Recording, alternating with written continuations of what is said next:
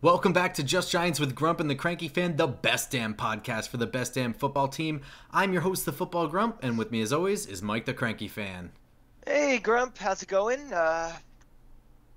Getting ready for Senior Bowl. Got a big trip coming up, don't you?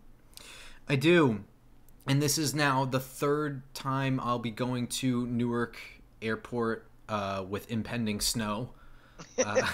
So let's hope that I made it out and everything is good. I should be fine. But this episode is actually being recorded, not to our normal standards. We're recording a lot earlier because our normal release date, I will be in Alabama. I will be in Mobile, Alabama at the Senior Bowl. I'm very, very, very excited. I'm headed down to meet up. I'm headed down with Justin Pennick and Snicky Snacks. I think we're all on the same plane. And we're meeting up with Bobby Skinner down there. And who knows what happens from there, you know? I'm thinking of that scene in Wolf of Wall Street where they're on the plane going out for the bachelor party, and it's just debauchery and craziness on a flight. So I could definitely see that with you clowns. I may not come home on my scheduled flight. I might be in jail. Who knows? In Alabama, well, let's hope not. But that's Joe Pesci. what was that, a Wazoo County or something like it? God, I really do love that movie. Anyway, so a little bit of this stuff is going to be kind of dated, but the first thing we're going to talk about before we get into Senior Bowl stuff and all the things that I'm really excited to see and the guys that I think you guys should keep your eyes on through this coming week and then the game on Friday. Before we get through any of that, we do want to go over Joe Schoen's press conference that happened on Tuesday.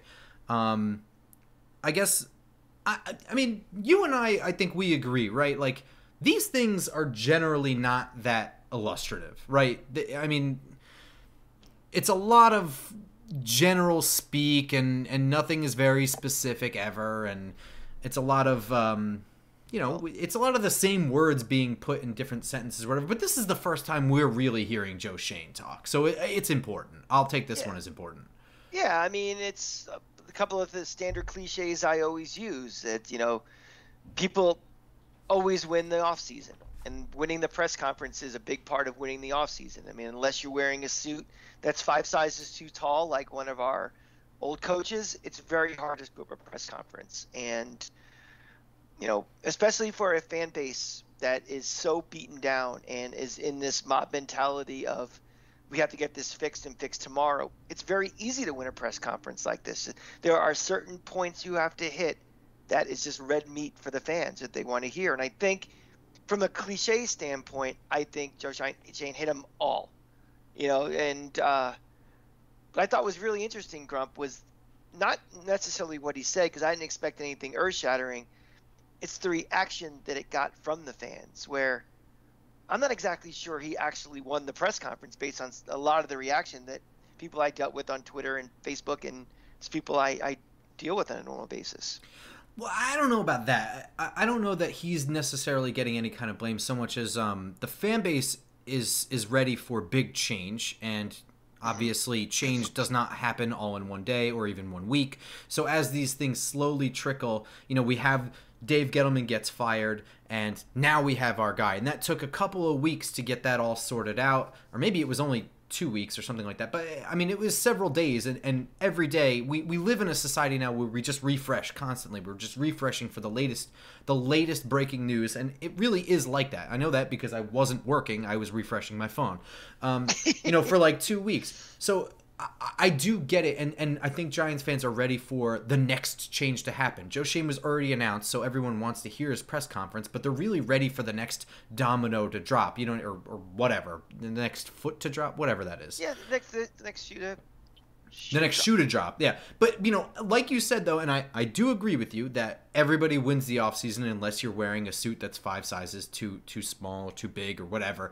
And you're absolutely right. I mean, McAdoo was hammered the first time that he took the podium. But not for nothing, Giants fans went from that to Dave Gettleman, who did not nail his opening press conference. I mean, for all the nitty-gritty of things that you can criticize Dave Gettleman on, the thing that immediately irked people is he's very arrogant, and he speaks publicly like he is the smartest man in the room. So I don't think that Dave Gettleman didn't win Giants fans over right away. And I think he was a hire that they weren't excited about. Well, I mean, I can only speak for myself, but a hire that most people, I don't think, were very excited about to begin with. So I think Giants fans are used to back-to-back losing the off seasons. Yeah. I thought, though, it was interesting, talking about the next shoe to fall or the next foot to fall or whatever. You would think that would be, okay, we've made the changes. We've fired the GM. We've fired the coach. We got the GM. You would think the next shoe to fall would be we got the new head coach. But it seems like the thing that really – one of the big points in the press conference that really got the fan base kind of riled up was the comments about the quarterback. If it's a three-headed monster of things that people wanted swept out the door, general manager, head coach, quarterback, they didn't hear exactly what they wanted to hear about Daniel Jones. Yeah, but I think I agree. Giants fans are ready to just change. They're ready to tear everything down and change. So yes. I get it. But also, I think Joe Schoen. First of all, I thought he spoke very well. He's a very good speaker. Not a whole lot. In fact, maybe not any ums or uhs. You know what I mean? And that's not really whatever. But I think he's a very intelligent man. He's a very poised man. I don't think he's very easily rattled. And I think years of working with Brandon Beane and having several responsibilities has ironed him out to dealing with things. There was one point where Paul Schwartz asked a question, and in kind of asking the question, I don't really even know what it was he asked. And I could tell that Joe Schoen didn't really know either, but he answered very quickly. You know what I mean? He just kind of said some stuff about this is a prestigious organization, but they've sucked the last couple of years, and that was kind of it. I didn't really know what the question was, but he took it all in stride. And I think when he talked about Daniel Jones, what he said was very fair. I mean, honestly, this is kind of what this podcast is built around. So I liked the answer, but it was simply only that Daniel Jones has not been in a situation where he can succeed. He's had turnover at head coach, offensive coordinator, offensive line coaches, and quite frankly, the offensive line itself has not been fixed. And in its best attempts, everybody got hurt. So it's been an unfair evaluation of Daniel Jones, and it's been an unfair evaluation of Saquon Barkley. The two people that Joe Schoen mentioned, and probably the two people that Giants fans are the most ready to just move on from, probably. Yeah, I think you're absolutely right. And the answer, just to follow up what you said, I am 100% agreement what he said about Daniel Jones. I'm not a Daniel Jones truther, an apologist or even supporter. I'm a Daniel Jones incompletist. So yeah, I just don't know. I'm not ready to give up on a guy, especially right now, given what his financial situation is for himself and this team. And also, we talked about it last week. One of my big pillars of rebuilding this team is determining timelines. And again, this team is not in a window to make the playoffs right now. So, they can afford themselves the opportunity to do more of an evaluation with him with a whole new coaching staff and a new GM. These are objective eyes. They are not invested in Daniel Jones because they didn't draft him. Their reputations are on the line for taking him above what the experts said he should have been drafted. So there's no rush to get rid of him right now. It's not costing this team anything really, like a lost year or something. But, a lot of the fans are like, well, Daniel Jones, he's just not a winner. He's not durable. Let me tell you something, Grump. This, you remember the end of, Phil Simms' career, right? Mm-hmm. You remember the beginning of his career? I was not alive for it. You were not alive for that. Well, I remember his career.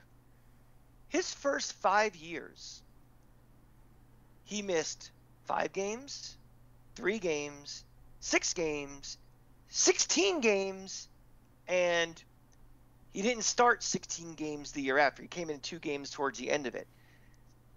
My point being is that if there was such a rush to judgment by everybody with Phil Simms, very good chance there's no Super Bowl, Super Bowl 21. There's very good chance that, this team is starting over looking for a quarterback. And I know that was that first round of Super Bowls was really predicated on defense and everything. But Phil Simms is in the Ring of Honor. Phil Simms has his number retired. Phil Simms had a great career as a number one analyst on CBS. None of those things happen if we rush to make our decisions that he's not durable, not a winner, blah, blah, blah, if they get rid of him, like Daniel Jones after 3 years, like what could have happened back then. So I get it. There's different times now. I mean, there's a salary cap to deal with, things like that. But I just say to everybody who's so quick to want to get rid of Daniel Jones, make your evaluation when you have enough real data to make that evaluation. Has he not improved with a another coaching staff, with better weapons, a better offensive line, all of these things? I mean, we'll see, but I still think it's too early, and I'm glad the things that were said in the press conference were said. Yeah, I agree with the general idea of that. I mean, Phil Simms is a rough comparison. Who was he drafted in '79? Yeah, I mean, different time, but I get the parallel that you're drawing. So I know you're not trying to mirror image the situation, right? And I totally agree with you. And I think that you can look at things and see that there are marked improvements in Daniel Jones's game. I mean, the fumbles that happened with him were not all created equal, and they were an issue that was a concern coming out of college, right? I mean, a lot of it had to do with just being a little too calm in the pocket. And keeping his eyes downfield, a trait that you kind of want. You don't want to be panicking and running away constantly. So it was not the super negative, but the fumbles came from just jumping to the next level and being on a bad team. But you can see, even despite two different offensive systems, one of which is trash and doesn't actually utilize his strengths of the deep ball is really what he is very good at, deep ball accuracy. And also, the rate of fumbles has decreased. Well, that's the thing. Exactly. You look over the time and you see his pocket. I pointed this out during the year. Just little things, little plays where you can see he steps up in the pocket, slides out, and hits somebody in stride. I mean, that was the jump that I thought would make him be the guy. The only problem was that happened. You really started to see that around the time of the Saints game, and that was kind of when things were at their best, and then immediately following that, everybody just got hurt. So we didn't get that prolonged amount of it, but you could see flashes of it with him throughout the year. And I do think that statistically, you can look at the fumbles and just say there's an improvement there. Watching it, you can see it too. I mean, he's still getting hit, he's still getting sacked, but the fumbles just really weren't happening. And then, of course, there's some running ones, but every time a quarterback runs, there's a better chance that it's going to be a fumble than had it a running back. You know what I mean? So, and also the other part of the press conference talking about Daniel Jones was Mara admitted we've done everything we could do to screw this kid up. Yes. I mean, football is run by egomaniacs. If you're an owner, you're an egomaniac. If you're a GM, you're an egomaniac. You're a coach. To admit that, and to admit it in a way that basically says we really screwed up. I mean, that's a little bit of self-awareness that I'm at least glad to see. It may not mean a whole lot, but a lot of people refuse to admit any mistakes they've done in the past. And that was a total admission that the last 3 years of Daniel Jones have been handled as poorly as possible, between the coaching, between surrounding him with the right players, you name it. And it's a little refreshing to hear that also, I think.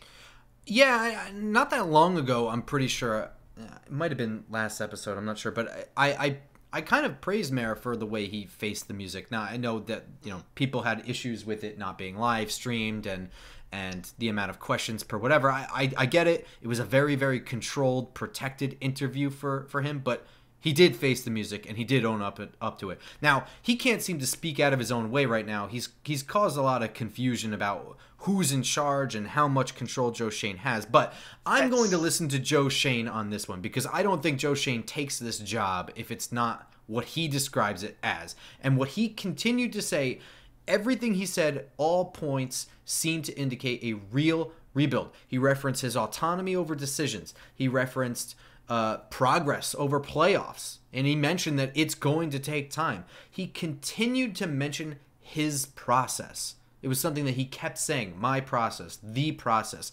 He's going to have to buy into our vision, that sort of thing.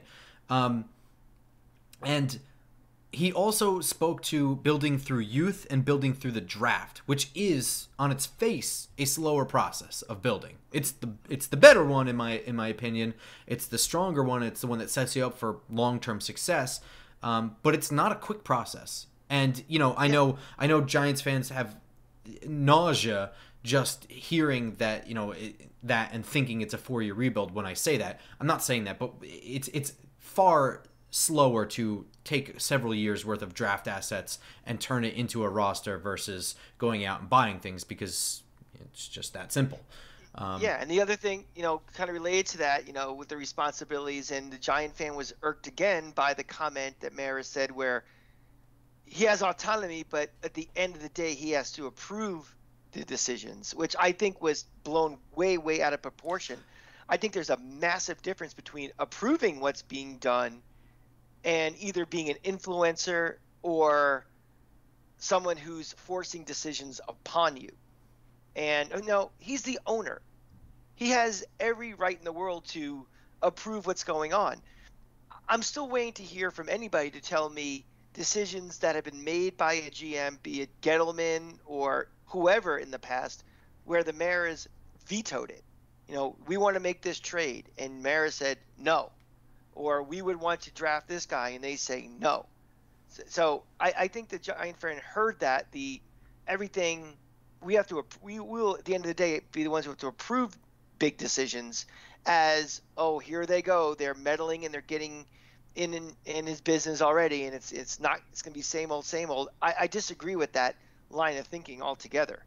Yeah, we don't know specifics about that ever happening. We do know that John Mara said that he signed off on the Odell Beckham trade, and Dave Gettleman presented it to him, and he had a hard time doing it, he said, but he did sign off on it. Because but he did it. That's exactly what we want. I agree, but again, this speaks to John Mara being shitty at communicating, because I understand Jordan Raanan was asking very specific, because he wasn't very clear when he said those things, and Jordan was like, so is this different? And he kept saying things that made it more confusing. It's like, no, this is the way we always did it. And it's like, so then nothing's different? Everyone has always had autonomy? Because that's not what we heard. So John Mara just sucks at talking and should stay in the back and should not meddle in things, and also shouldn't probably talk to people because he sucks at it.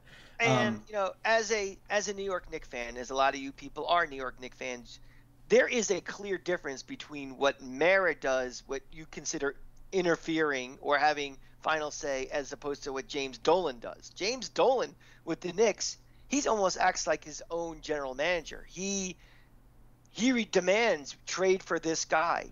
He demands you get this free agent. He does a negotiation where he's almost negotiating against himself to get guys. And I've never got that sense with the Maras. I've got the sense that, maybe they suggest like someone like Jason Garrett be on the staff, or, we recommend these things, but I never get the sense that he's actually playing a part of dictating or making decisions as opposed to approving. And I still think it's two hugely different distinctions. I agree that that's a huge difference between roster meddling and front office meddling. But at the same time, retaining Jason Garrett, having Jason Garrett be hired, those were pivotal things in what turned out to be Joe Judge's career. Now, I'm not going down this path because Joe Judge kind of made his own bed. He had his own issues. If it was clearly just Jason Garrett that was the problem, we wouldn't be having this conversation anyway. But it wasn't. But nevertheless, those were very altering things. He might have been able to get an extra year out of it. He might have been a very good head coach. I mean, who knows? I think those things are important. He also protects certain people in the front office. It seems like, his brother has to have a scouting position. I don't understand why. I mean, maybe he is very good, but then, there's certain things where it's like, it seems like certain people are protected, and that just means it's not full autonomy. So if it's not full autonomy, then don't say it is. And again, I think a lot of this really is just John Mara just sucks at talking. You should just shut up and just say yes. He has full autonomy. Yeah. I mean, remember, he's his biggest qualification for being the New York Giants principal owner is that having grown up in the building. His father was the owner and his grandfather was the owner. So let's never forget that. This isn't someone that was, the top of his, Chicago business school class or, some other blue bloodline that, he's groomed for this role. I mean, at the end of the day, he's the grandson of an owner. And, you're going to get that little choppiness of not someone being completely polished. And also at the end of the day, words are fine. Words don't mean shit. I mean, the success of this team and the rebuild starting next year and the success ultimately, whether it's in 2 years, 4 years, or 7 years, is going to be the actions that this general manager takes, which are approved by the owner, and then are, what his hires are for coaching staff, drafts, free agency, trades, and then this coaching staff executing game plans and players playing. That's it. Words don't win you games. So Joe Schoen, instead of just talking, went to action. He has already, and this is old news by the time you guys are hearing it, signed his first player to a futures contract. Former Buffalo Bills running back Antonio Williams. This is a guy who's practice squad dude. So nothing to get too jazzed up about, but I'm going to just run through him really quickly. He was an undrafted free agent, but a priority signing for Buffalo in 2020.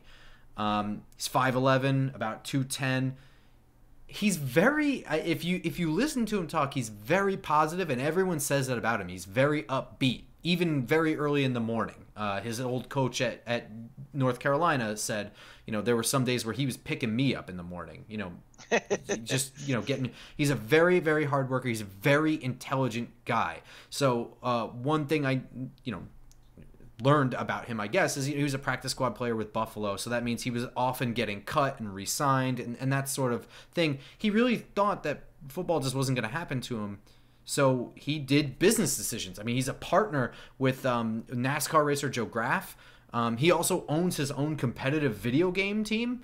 I mean, and if you listen to him speak, he's a very, very, very smart guy. So you can tell that this is a character move right here. He's going to be a low-level player, special teams. I mean, he's a running back, so he can earn his way into reps, period. I mean, running backs, I don't want to say they're a dime a dozen, but it's very easy to have a diamond in the rough that you just don't even know about because there's so many of them, you never even get a chance. And that's kind of been his story. He was recruited, very highly recruited out of North Carolina, went to Ohio State where he was just log-jammed behind guys like Curtis Samuel and J.K. Dobbins and Mike Weber.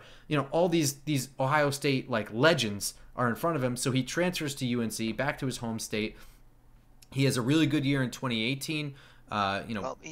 He was the second leading scorer, but then he just gets stuck behind Javonte Williams anyway. So he again goes under the radar, which is why he was a practice squad player. But he did play in one game for Buffalo, Week 17 in 2020, and he jumped off the radar. In 12 carries, 63 yards, 2 touchdowns, and 1 catch for 20 yards. That was his only game action. So this is probably a special teams player. He's probably a depth player. He's probably replacing Gary Brightwell, for being completely honest.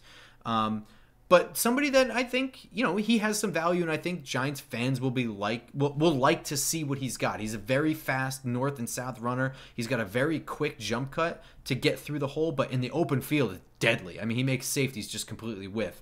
And most importantly, what Giants fans are going to like is that he loves contact. He will lower his shoulder and keep his legs driving. If he doesn't run that guy over, he'll at least get an extra 2 yards by keeping his feet driving. Very, very good power runner, but has surprising athleticism at times. I like him. He's cool. All right. That's probably the most we'll ever talk about him. But well, I mean, maybe. But I mean, again, we're looking at Saquon Barkley, probably not here in 2023. May not even be here for 2022. I even said you increase the strength of that O-line, you also increase his trade value mid-year. And if you can dump him mid-year, you're just continuing to rebuild at that point. You get an asset for where you otherwise would get nothing. And you only can dump Saquon Barkley if you have guys in the building that learn the system already, know what they're doing, and can replace him. You can't just trade a guy and just continue to function. So, right. And through all of his talk about the process and taking time and building through the draft, Joe Schoen said, I think you can be competitive and rebuild at the same time, and it's what they did in Buffalo, to be honest. So that's also what Dave Gettleman said too. Well, so. exactly. You know, So again, speaking to the fan reaction, a lot of the things that Joe Schoen said, Dave Gettleman said also. He just didn't sound like an asshole when he did it.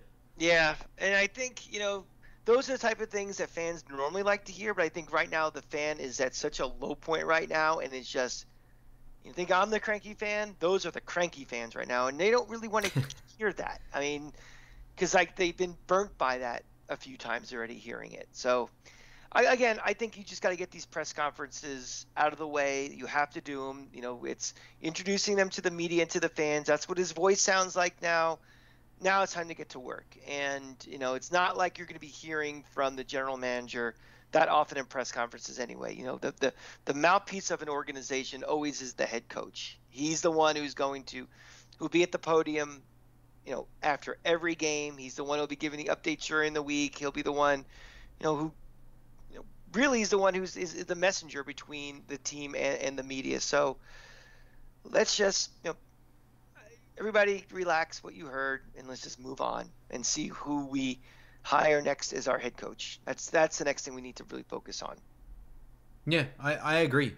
The press conference, I understand why it's important for people. It's the first time we see him. Like you said, you just got to get it out of the way. But ultimately, if it's a good press conference, it's one that tells you basically nothing. And that's kind of what this one was, as far as I'm concerned. I felt like I didn't learn a whole lot more about Joe Schoen than what I had already learned myself. And that's a good press conference. Let's be honest. I don't want to hear everything. I don't want to know. Don't tell me. Why are you, laying the cat out of the bag with anybody? I mean, the NFL and college football is getting more and more insular and more, everybody gets paranoid, coaches. They don't, practices are now closed to the public, and the media doesn't see as much as they want to during practice. They don't want anybody knowing anything. So I don't need my general manager or my head coach to come out in his introductory press conference and lay out his blueprint for what he's going to do. Like in the draft, we're probably going to, Saquon Barkley, we're probably going to trade him. Yeah.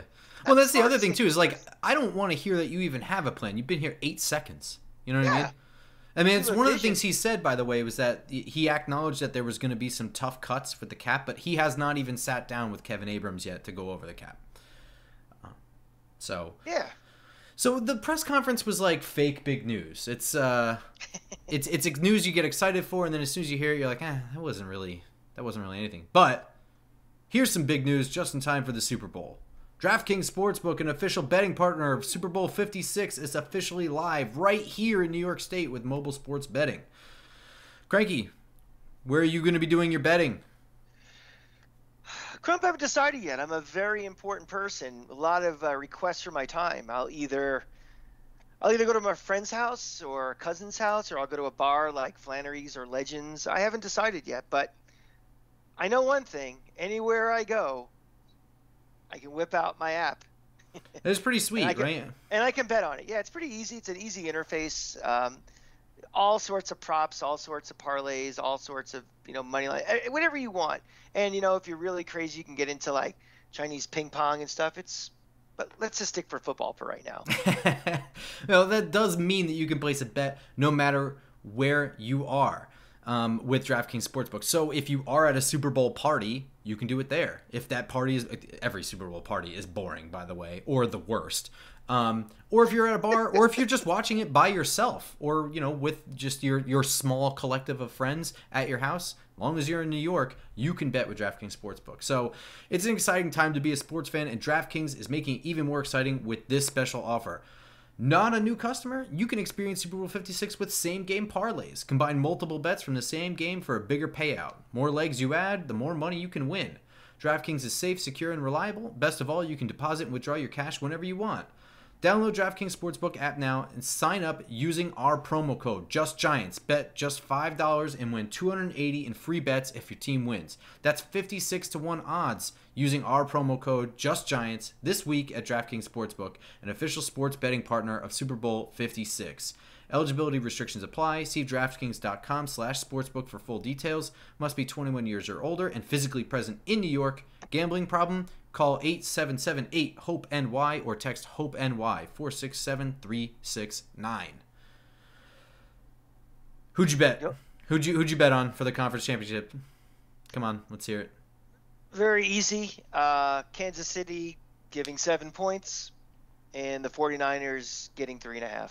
Oof, nice. Yeah. Nice.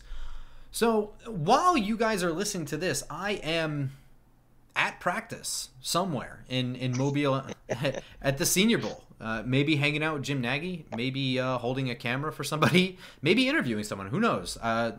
By the time you're listening to this, I could be doing any number. I might have already been kicked out. Who knows? But the Senior Bowl is really cool and really crucial. And this is a big moment for kids that maybe are at a small school, or maybe were injured or stuck behind other people. This is their chance to play in basically an all-star game, of fringe NFL talent to NFL talent. That's what they're going up against every day.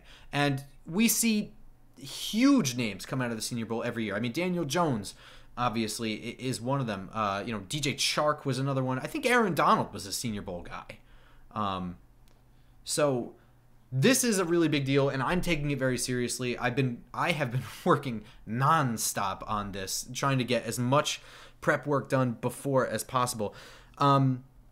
I don't know. Are there any guys that jump out at you? Is there any positions that you're really keying in on, that you're worried about and you want to see the Giants looking at there? I don't know about worried about, but I mean, the obvious position group that I care about is the offensive line. I mean, I think that is position 1, 2, and 3 of where we need to rebuild this team if we want to have that honest evaluation of Daniel Jones and honest evaluation of the receivers we have. The Saquon Barkley decision has to come up. It all is predicated around the offensive line, and right now we have an Arena League offensive line. we do. It doesn't. It's getting people hurt, this offensive line, more than anything else. So I am very, starting the process right now with the Senior Bowl and working our way through, basically the next 2 months of content on this show is going to be about, getting ready for the draft. And free agency. And free agency as well. But we're thinking most likely our starters for the future most likely are going to come from the draft, because we don't, quite frankly, have the money to really get a adequate starting guard. Right? I mean, our salary cap is so screwed right now. Well, I outlined a plan where you can maybe sign one guy to a real contract, but cuts are happening. So it's going to be more cutting than signing. Exactly. So, I mean, it makes the most sense to kind of focus in on that. So we've been, texting during the week and stuff about different players, like, hey, what do you think about this guy? Who I think this guy? So what I tend to do, and the first to admit, there's only one football grump when it comes to, on this show at least, for evaluating film and evaluating talent and technique and all that. I'm not that guy. I am, well, that guy stands out for being dominating or something, but I can't tell you what type of technique he does or how he uses his right arm or something. But I can, I definitely can say that guy stands out. And I also tend to look at film for guys either I know or teams I know and conferences I know. So I'm always going to gravitate towards the SEC. So having said that, there were two guys I kind of stood out for me watching just some basic film. Offensive guard from LSU, Ed Ingram, and Kentucky's right tackle, number 70, Darian Kennard. Yeah. Yeah. I mean, the offensive line has to be everyone's main focus. And the Senior Bowl, the interesting thing about that is that, a lot of these guys are, like I said, fringe NFL talent, or you can see that there's ability there, but maybe something. So this is such a random collective of offensive linemen. You have some guys that are he's definitely going to be playing the position he's always played. But there's other guys that are at their school, they might have been the left tackle, but in the NFL, they're not going to be a left tackle. But that doesn't mean they're not NFL talent. It just means they're going to have to move. So this is very interesting because you get to see them practice on the right side or maybe practice inside. I don't think there's a single offensive lineman in this draft that played center at school. I'm pretty sure every single one of them was either a guard or a tackle. So someone's going to be learning center. So the offensive line is one of the most interesting things for me at the Senior Bowl because of just what it is. And, Darian Kennard, one of the things that he does that, you can't teach. I mean, aside from just his size, he's a very large man. He just looks nasty, doesn't he? Mm-hmm. I mean, like, I'm not even going to spit at you any sort of, like, real in-depth stuff, you know, before I've seen them at the Senior Bowl. But just on tape, what I've seen very briefly is he plays angry. And you can't teach playing angry. And it's honestly, it's what Matt Peart doesn't do, right? Yeah, Grump, the tape I watched, he was playing Georgia. And, you know, Georgia, best defense in the country. You're looking at a defensive line and linebackers, all these guys in the NFL at some point, and he was holding his own. Yeah. And remember, Kentucky does not recruit at the level of Bama, Georgia. Doesn't recruit at the level of LSU. Doesn't even recruit at the level of Auburn and Florida right now. They are a step behind, and guys like him that, you know, can hold their own against the elite talent in the SEC, let alone college football. You know, they're gonna stand out like a sore thumb. And you just look at this guy; he's a massive guy, and right, he looked physical, violent. Yeah, he was standing up people, which you don't often see for especially Georgia guys. Yeah, I mean, the fact is, straight up, if you look like you belong as a tackle playing against Georgia, then you probably belong in the NFL if you get the right coaching or whatever. I'm not saying Kentucky's coaching isn't very good, but it's not NFL coaching. It's right. It's not NFL coaching, but, you know, having Stoops as the head coach who has a defensive background, you know, all throughout the SEC and everything, his grooming he's probably as groomed as well as he can be at the college level for the NFL. Mm-hmm. Yeah, I would agree with that. The other guy you mentioned, Ed Ingram. Yes, a guard. I mean, that's another one where you can see, like, he's going to impact the run game big time. You know what I mean? Just an earth mover. I think he might have some character concerns or something like that. I hate saying that without actually knowing anything, but I do believe that is an issue with him. So just kind of something to take a look at, whatever. And also, you know, with him, he's playing on an offensive line at LSU that lost the world. Like, they lost that whole team. And the coach. Well, they lost in midseason. I'm talking about from 2020 to 2021. Like, losing Joe Burrow, losing Jamar Chase, losing Jefferson, losing Edwards, the running back, losing all these offensive linemen. You know, it's a completely different offense almost you have to play. And, you know, again, Coach O didn't last very long. He got fired pretty quickly after. So it's a lot going on. And, again, you could see it on the film. You know, from even these eyes, this guy's a beast. Yeah, that guy's a mover. And again, another big guy, over 300 pounds. He fits the part. I mean, he will definitely be an NFL lineman so long as, I guess, he keeps his head on straight. I'm not really sure. You know, I wanted to look at offensive linemen, and there's a bunch in there, and you named some. Like I said, I didn't really see anybody that's played center at all at college level. I would say that the nearest guy I could see making that transition is a guy named Dylan Parham from Memphis. He's short. He's 6'3". I mean, that is you are a guard at that point or a center. But he's also really light. He's almost, I would say, if you just looked at his numbers, more a tight end than he is an offensive lineman. But when you actually look at him, that's not really what it is. He's just very lean, but muscular. You know what I mean? So despite being 285 pounds, he definitely looks thinner than the other guys out there, but he's got the frame that he can continue to add strength, muscle, some bulk, you know, some actual meat on his bones in addition to muscle. But, you know, you can see he has some obvious strength. Another thing I want to see him improve on is maybe his get off the line is a little slow, but he's a guy I could see transitioning to center. He's got good drives in his legs. He's got a great anchor in his bottom half, even when he's being out leveraged. And his leverage is a little inconsistent as well. I mean, you probably haven't heard of this guy for a reason. So I'm not saying that he's like a world beater at center, but I think he could be a mid to late round, mid round guy that can transition to centers. It's definitely something to keep an eye on. Yeah, and remember, it's not first round or bust for building an offensive line or any position on this team. I think people focus so much on, you know, getting that first round pick or having 2 first round picks. That's your line. You get a guy, you know, and again, we're also building for depth at the same time we're building for starters also. So, you know, Matt Peart is an example of a guy, I think when we drafted him was more of a maybe he'd start someday, but he was definitely a project, and he was kind of forced into maybe a little earlier in his progression because of the situation, of lack of bodies we had. Yeah, I mean, there's no way you're going to build a successful franchise if you consistently miss in the middle rounds of the draft. So that's why these things like the Senior Bowl are so important, because that's your middle round guys most of the time. Not all of them. Another guy who's a middle round guy, he's not an offensive lineman, but I think I've mentioned him before, and I do think that the tight end position, when upgraded, does help the offensive line a lot, because quite frankly, we've held on too long to the pass catcher guy. I mean, we know it. We kept trying to say he was getting better and whatever. Evan Ingram was not a good blocker. He tried. He did get a little bit better, but he was never good. Maybe at best was average, if that. He would have been passable if they were good. Right. If he could catch and he was consistent. Well, that's the other thing. I mean, but the guy I really want to keep my eye on, and there's other tight ends there that are probably all ready-made tight ends already.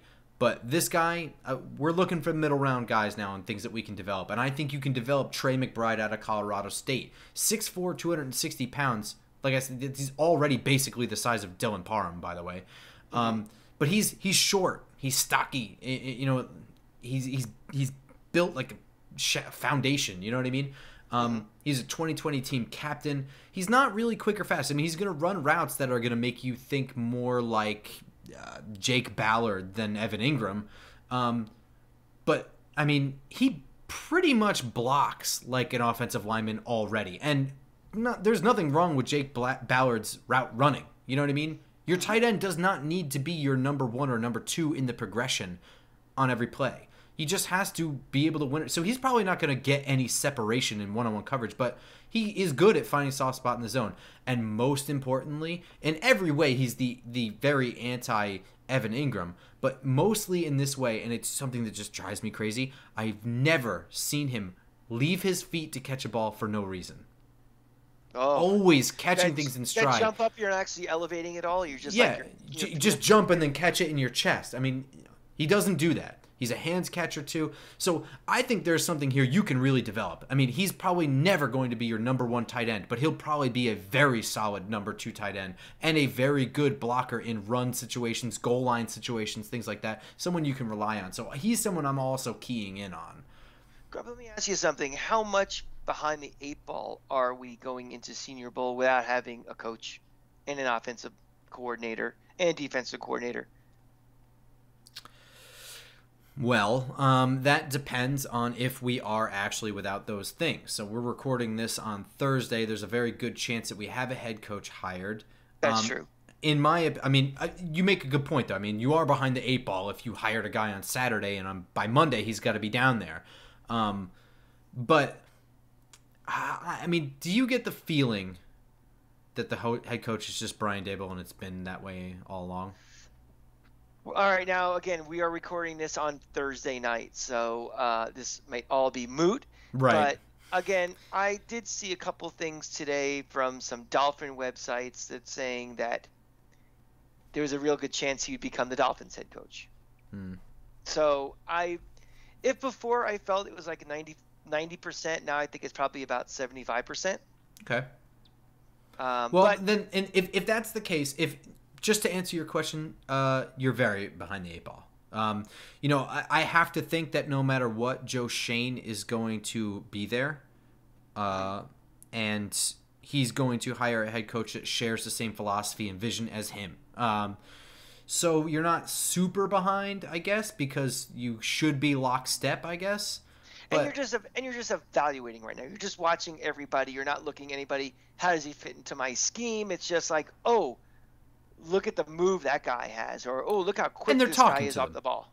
And they're talking to him. And he's going down there with scouts and shit. But I mean, you're a little behind. This is just kind of, I don't want to go too far on a tangent, but we talked about when Joe Schoen and Brandon Beane went to Buffalo. That was after the draft, and that seemed very strange at the time because it's after the draft, and you let these people do all this work for you, and you just axed them. Like, that's very strange. But truthfully is the NFL offseason is the on season for the scouts, GMs. I mean, that's when they're doing work. And we talk about this all the time when it's like, well, why doesn't the GM answer these questions in the middle of the season? It's like, they can't really do anything anymore, especially if you're past a trade deadline. You know, it's just like, there's not a whole lot that a GM can do mid-season that will catastrophically alter the course of the season. I mean, if you're a contender, you can add that extra weapon that makes you a Super Bowl contender.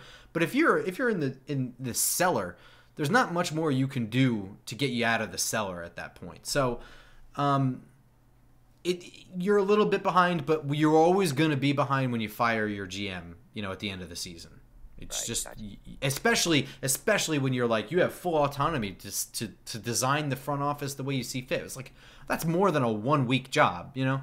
So you're behind the 8 ball. But I think that we're all in agreement that Devin Lloyd is really good, and I really want to watch him because I have mentioned that I don't think that they need to invest very heavily in the defense this year, but they do need to invest somewhere and replace somebody making a lot of money. I've made the case that it should be Blake Martinez, partially because there's a guy like Devin Lloyd alive.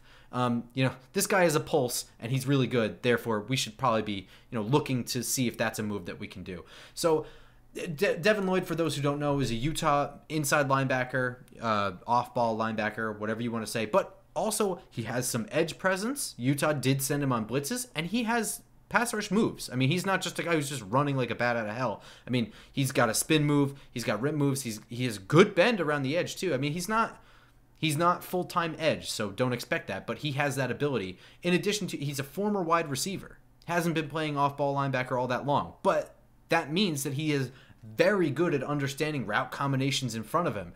And he's got this 6'3" frame where he can, just with long legs, cover a large amount of area in a short amount of time. For those short area, you know, quickness things, you know, he's able to react very, very quickly. Not a sideline-to-sideline speed, I don't think, but I am interested in seeing that. And I guess the other thing is, playing the run, he's still very new. You know, what he sees from route combinations, you can tell he comes from a wide receiver background and not a running back background, because he's inconsistent in picking his gaps, and he'll pick the wrong gap. But what I do like is that he'll pick the wrong gap at 100 miles an hour. He is not a guy who's arriving a second too late because he had to stop and think. He'll just go. So I'd rather him be wrong and cause chaos from time to time than be right but late. Because right and late might as well be wrong.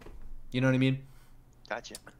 So that's one of those things. I want to see coaches coaching up Devin Lloyd on when to jump the gap, which gap to jump, what to look for, pulling guards, that sort of thing. I want to see that improvement, and that's what this is all about. It's NFL coaches talking to young kids and getting them ready for the NFL, and you get to see how they adjust to that. So those are the things that I'm looking for, and those guys. But there's going to be a ton of guys there. You know, these are just the names that jump right off the list at positions of need for the Giants.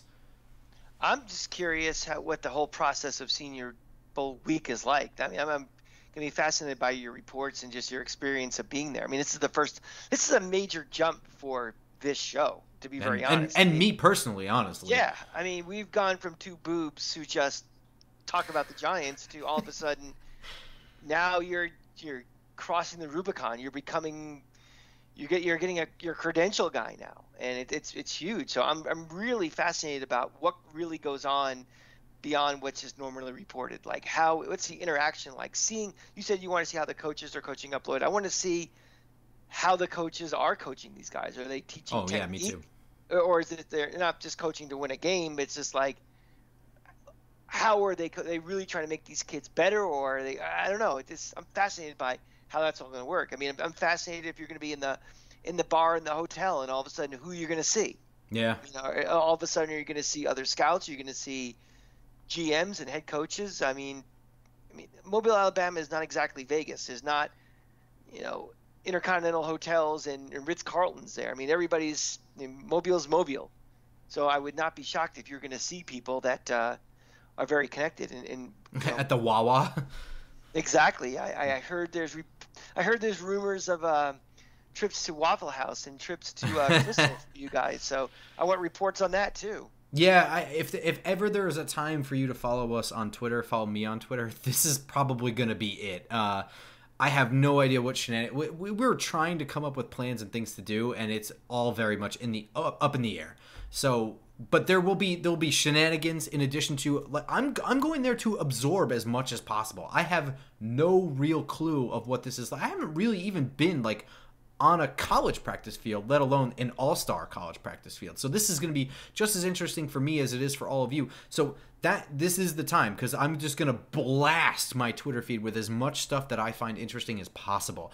And I don't know if it's going to be happening in the moment or back when I get at the hotel, because I don't know how rapid fire it's going to be, but I'll obviously say all that on Twitter. So follow me at football _ over here at football _ Grump for all Senior Bowl stuff. I will be there with the Talking Giants guys, probably on their stuff as well. Simple Man Radio, all of their affiliate stuff.